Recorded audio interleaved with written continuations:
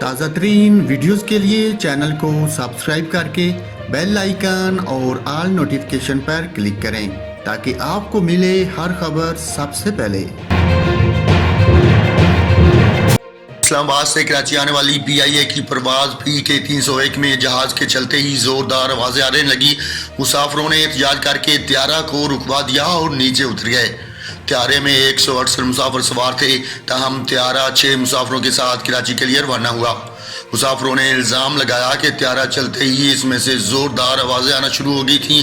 پہلے عملے نے مسافروں کو اترنے نہیں دیا، پھر مسافروں کے احتجاج پر طیارہ روک کر دروازہ کھول دیا گیا۔ 6 مسافروں کے ساتھ پی کے 301 نے اسلام آباد سے کراچی کے لیے پرواز بھری۔ طیارے کے باقی مسافر بار بار فنی خرابی کے سبب طیارے سے اتر گئے۔ پی آئی اے ترجمان کا کہنا ہے کہ پی آئی اے کی پرواز پی کے 301 کے 70 مسافر طیارے سے اتر گئے، باقی 54 مسافروں کے لیے متبادل پرواز کا انتظام کیا گیا۔